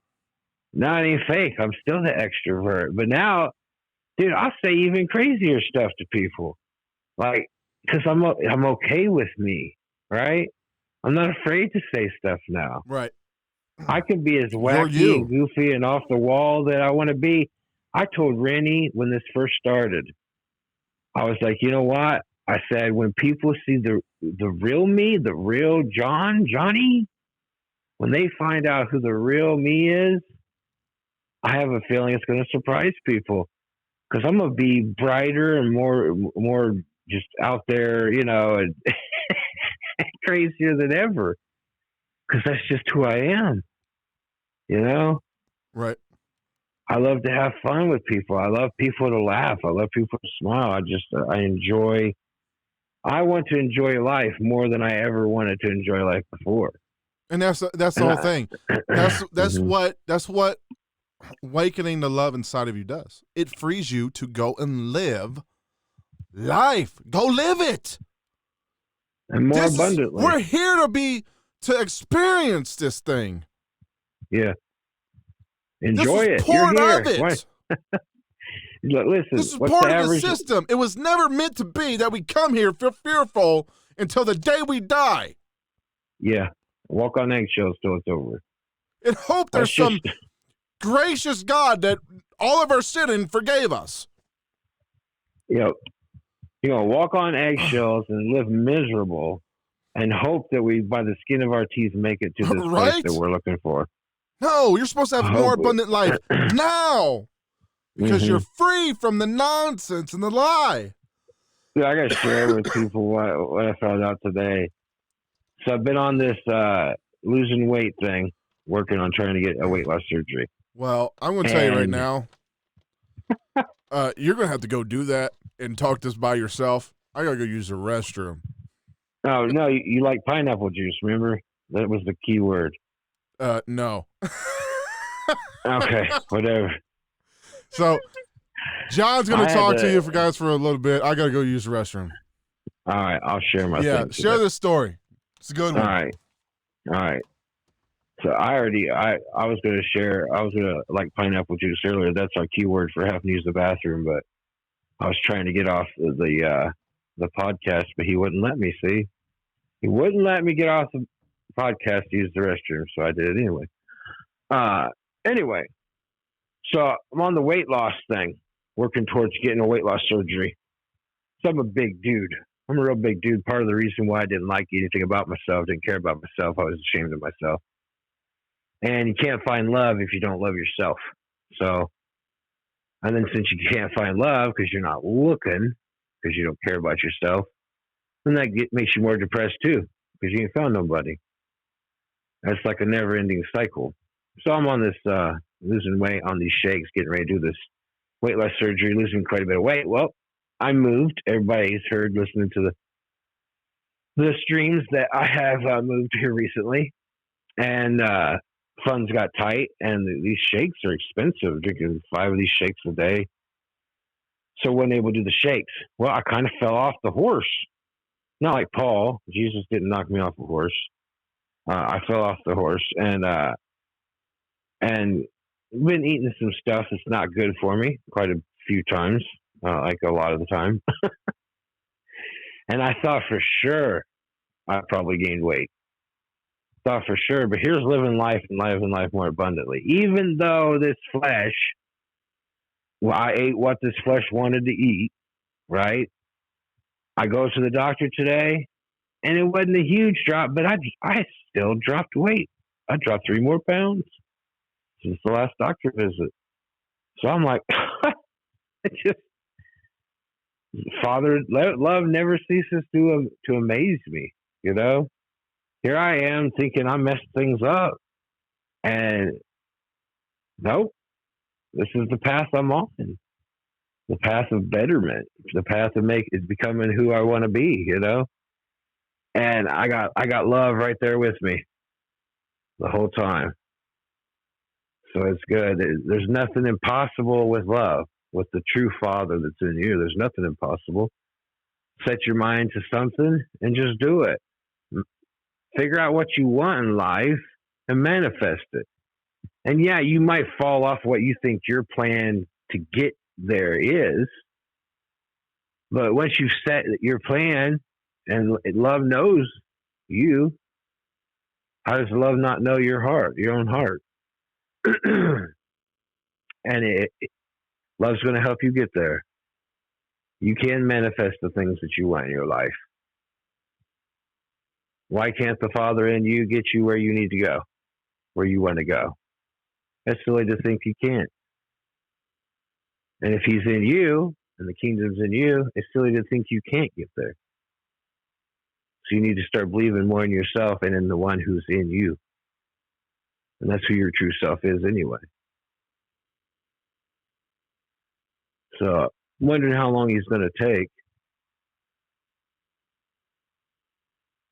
So we want to make sure that you guys are, the people that are listening to the videos, make sure to like and share and subscribe. We're going to go ahead and talk about that stuff at the end anyway. I would ask that you guys comment. What's something that you guys want to talk about?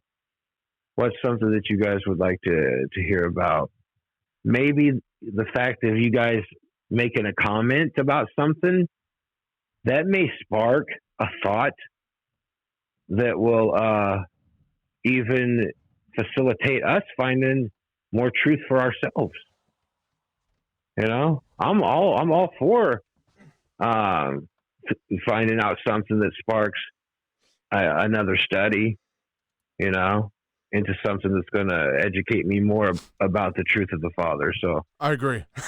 yeah, I was just sharing Like if people had anything that they want to talk about or want us to talk about, I said, put in the comments. Like it may be something we haven't thought about at all, and would kind of jog the truth in us, you know.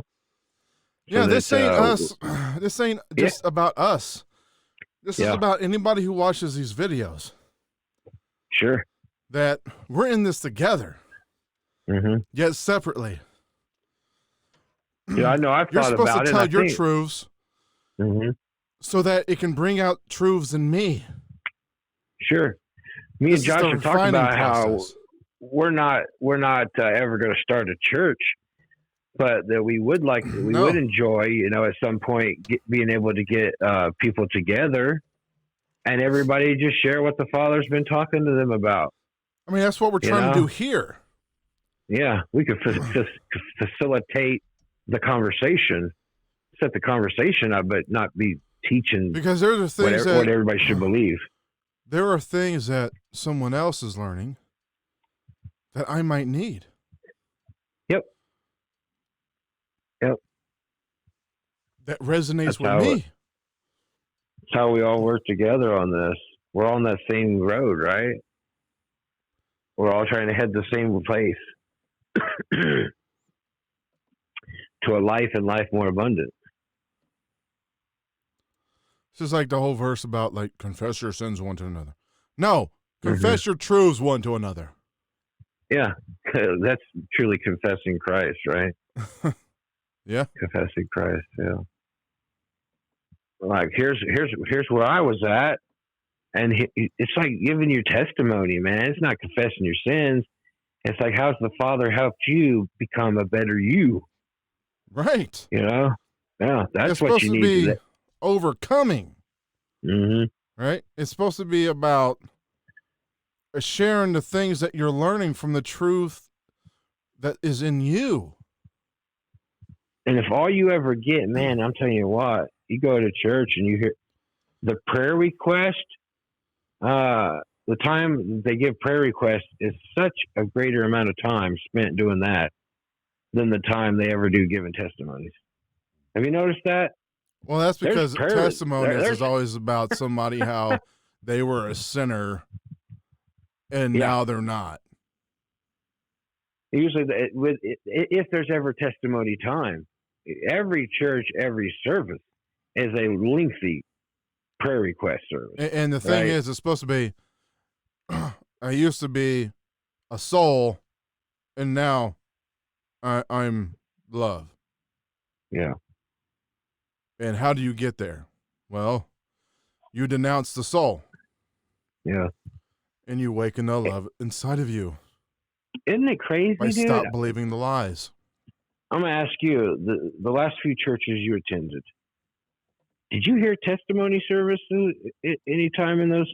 Was there ever a segment for testimonies that often? No. No. What happened to them? When I was younger, every service there was time for testimonies. You can't have that in a modern church.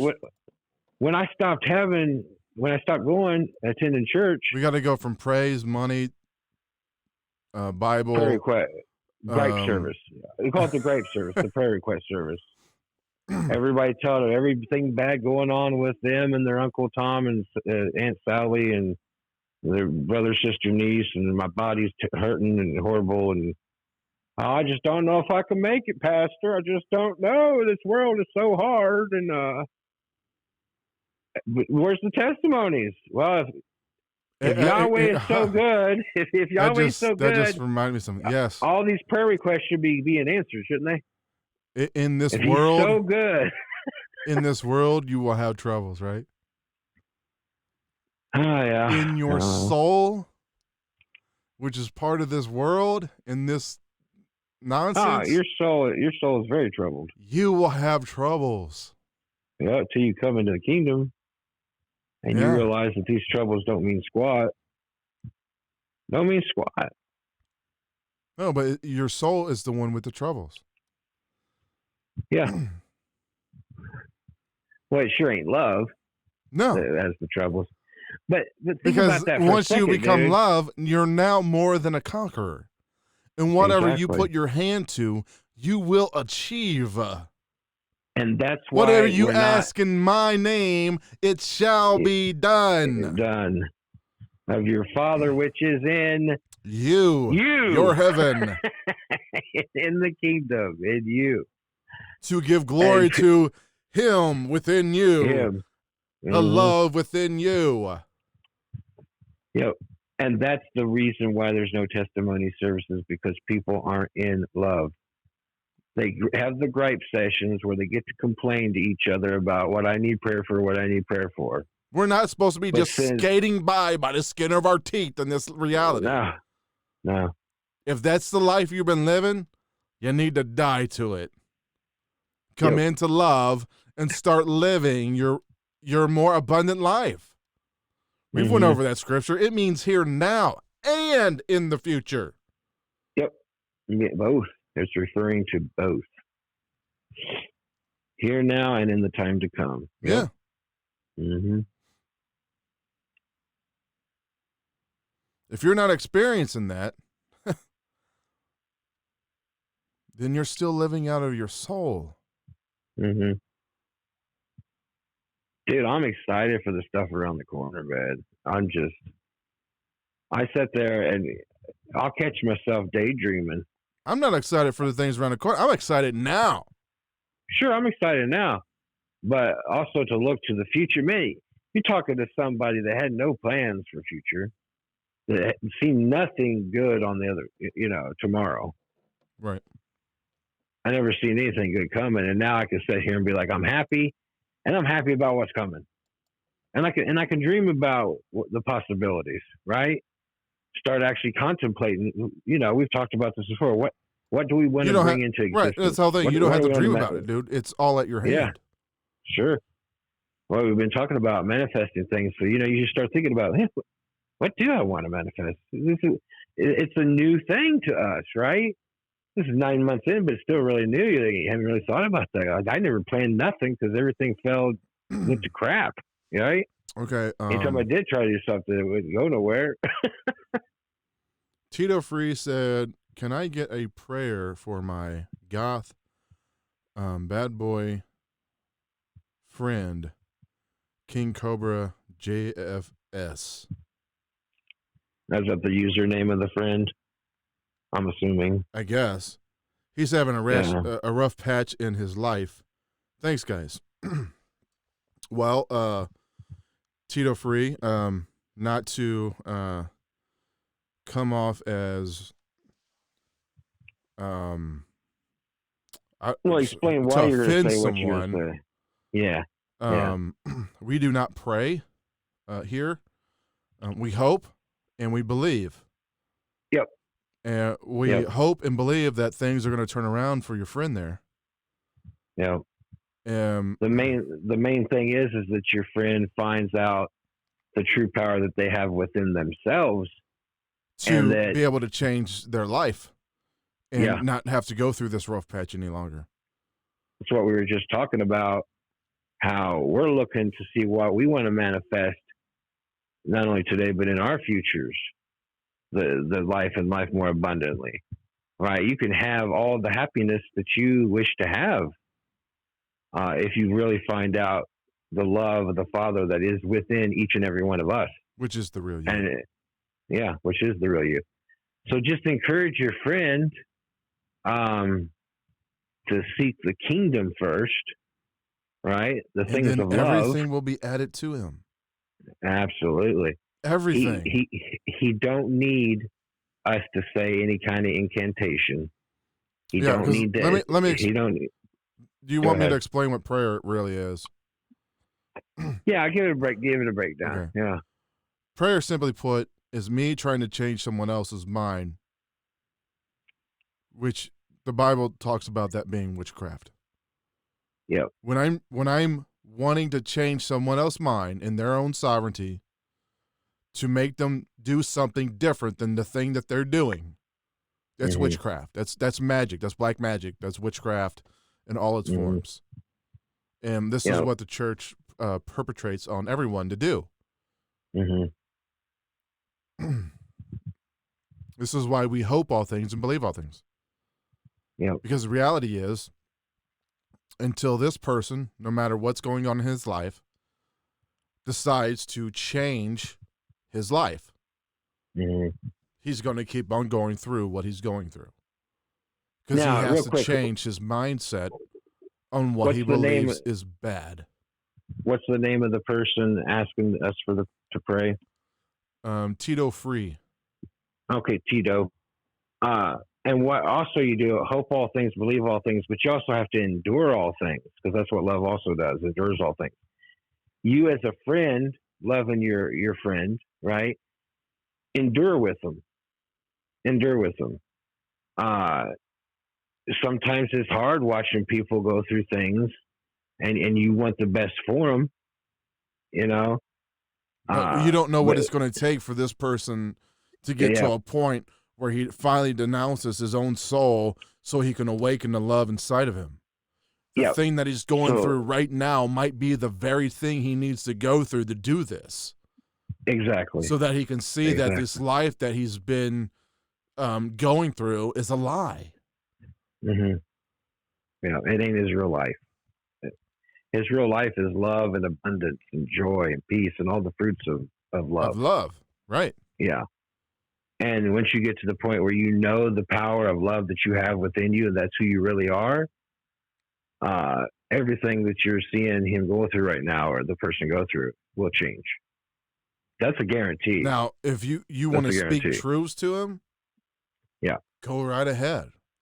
hmm If you want to give him our website, lastawakeningwords.com, it'll bring you right here to our YouTube page so he can see these things, hmm so that he can know truth, and so that he could hopefully find a way to denounce his own soul and wake Yeah. up the love inside of him.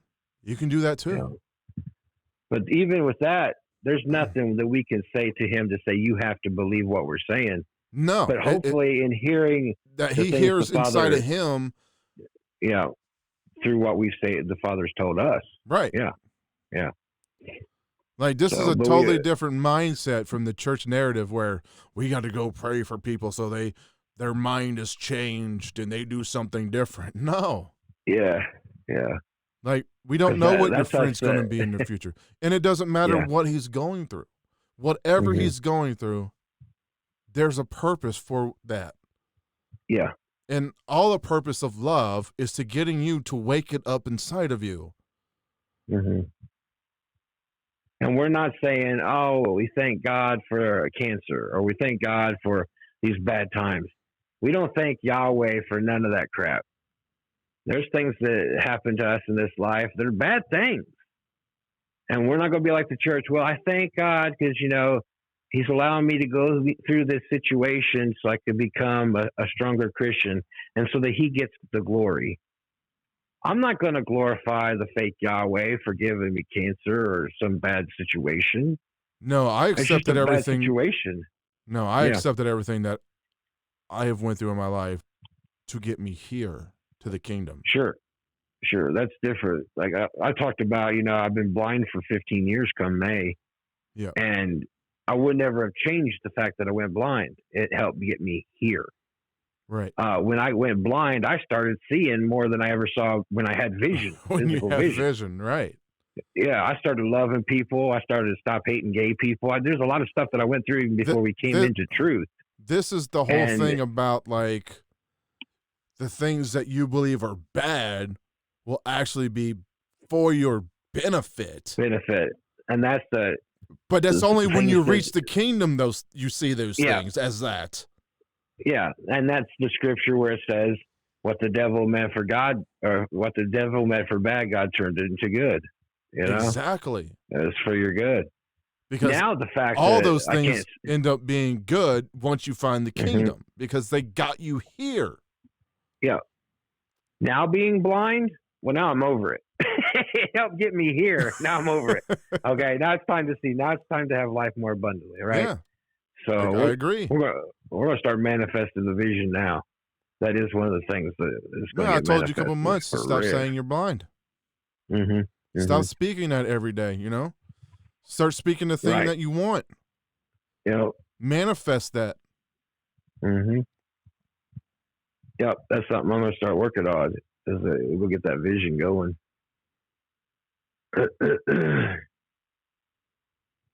But we hope all things So, for your friend. We do.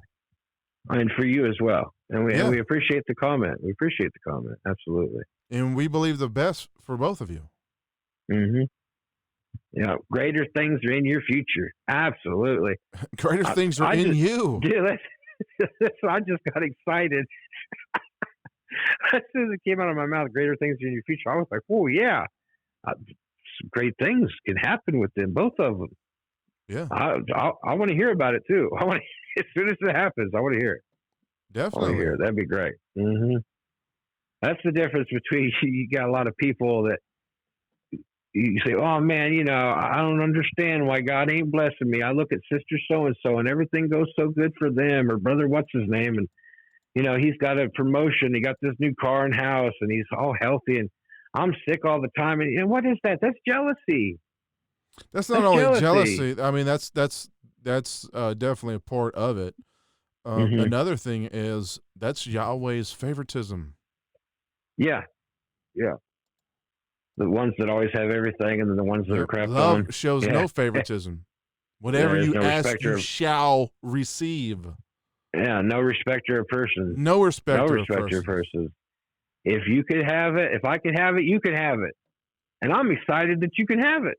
Right? Like when I said you got some great things coming, I got excited in my spirit. I really did. I don't even know you from Adam, but I do, though, because I know the love that's in you. And hopefully you know the love that's in you. And if you do, you know that you have ultimate power. You are divine. You are sovereign. You are free. You are the controller of your tomorrow. And the things that happen for you tomorrow, I want to know about. Let us know. I don't know what this guy's going through, but if either one of you are in the kingdom, start manifesting a new reality. Yep. And that ain't new age talk. We've talked about this before. We got a video about manifesting your destiny. This isn't new age talk. This is real love. And real love wants you to have life and life more abundantly. That are not as though they were. Right. That's right. What do you think that is? That's manifesting your own destiny. Yep. Which you have the power to do. This is. I don't see how they can sit there and say that stuff and then, oh, you can't do that. What do you mean? You either can or you can't. Yeah. They can't because they're not in the kingdom. Well, you're going through this because God has a plan.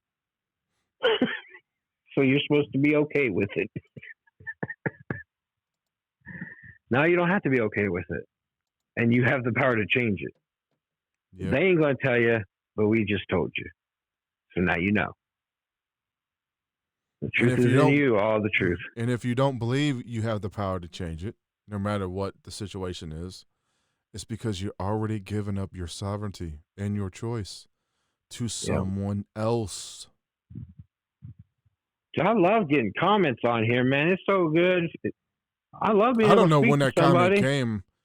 We were definitely busy talking. You took off to the bathroom, and I spoke all I had to say about the weight loss. So I started telling people, man, just start giving us, if you're listening, give comments. Well, like I said, I don't know if it was here. It doesn't give me a time on here. Well, hopefully you're still in here. Hope you're here. And if not, our hope is that you hear what was said. I mean, we hope and believe the situation is going to turn around. Mm-hmm.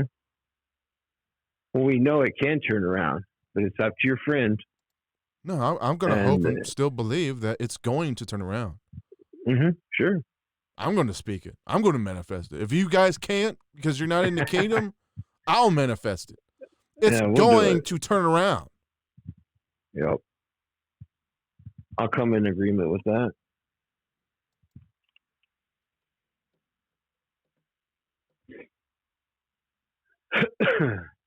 That's good stuff.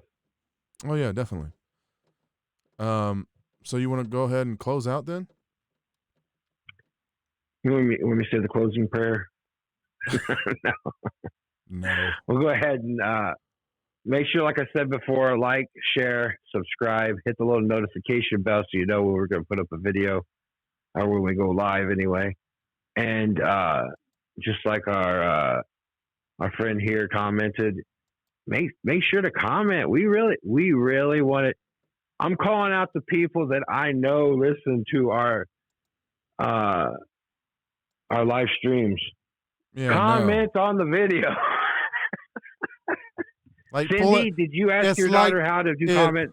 It is like pulling teeth with these people to get them to say anything. I'm gonna tell on Cindy. So once she hears this, she's gonna feel, not to put you under guilt, but I'm gonna tell on you. Tell us something. Tell us something that the father's dealing with you about. Yes. Not something negative. Something positive. Something she's showing you. Something awesome. Mr. Wilson, you do the same thing. Yes, Mr. Wilson. I know you know how to comment on videos. So where's those comments at? Awesome. All right. Like, share, comment. Email. If you don't want to put it in the comment section, if you're a little shy about, whatever you want to talk about, listen. Email. LastAwakeningWarriors at gmail.com. I know there's people who are into football that watch our stuff. And as much stuff as they post about the Kansas City Chiefs, they can give us a comment, please. We beat those Patriots. We beat them good. And I heard there was nothing but Chief stuff on the Facebook. Right? Good grief. For days, man. For days. I got a few people who like the Chiefs, and I can go on there after the game, and that's all I see for 20 minutes. Yep. I was going to say something, but I'll wait till after because it's about football, so we don't need it. But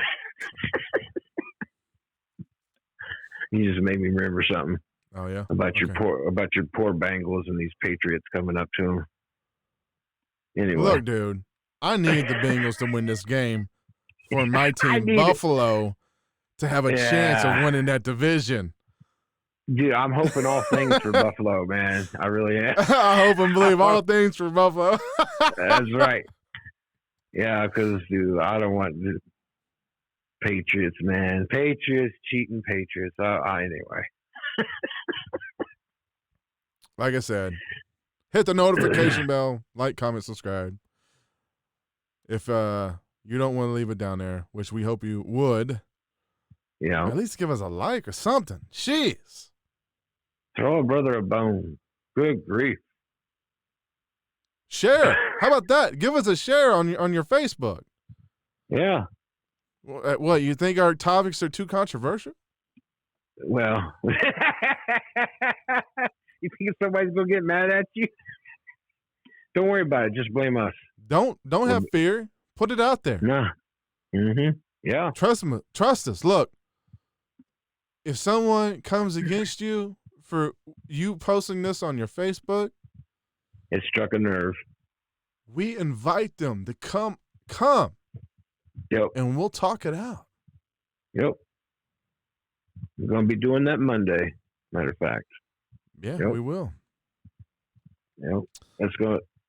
But listen, if something spoke to you, if there's truth that resonated in you, go ahead and share. Don't get scared. Don't get scared of their faces like in Jeremiah. You don't got to be afraid of what people say or think of you.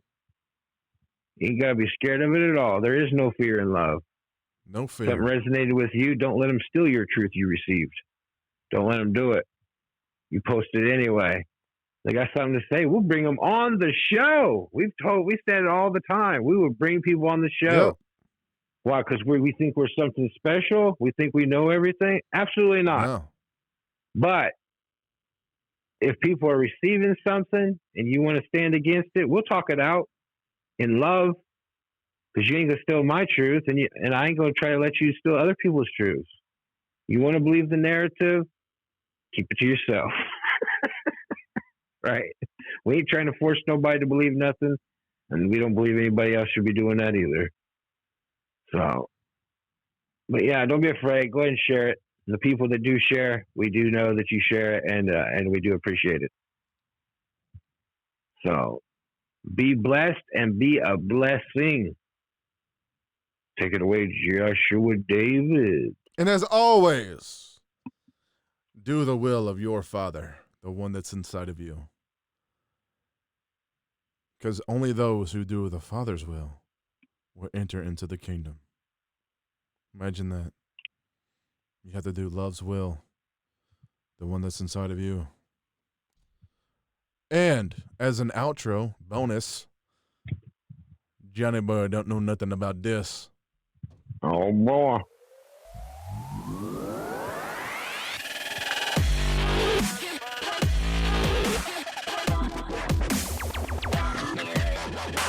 Yeah.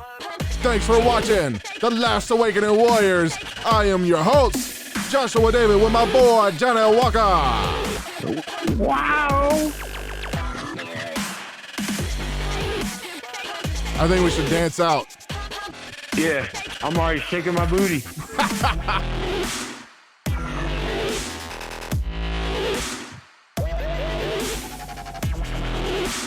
There you go. I gave him a little dance.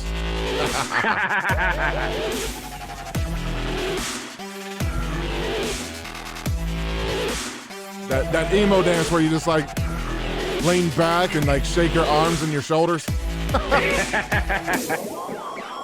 Don't hurt yourself. Oh, nah.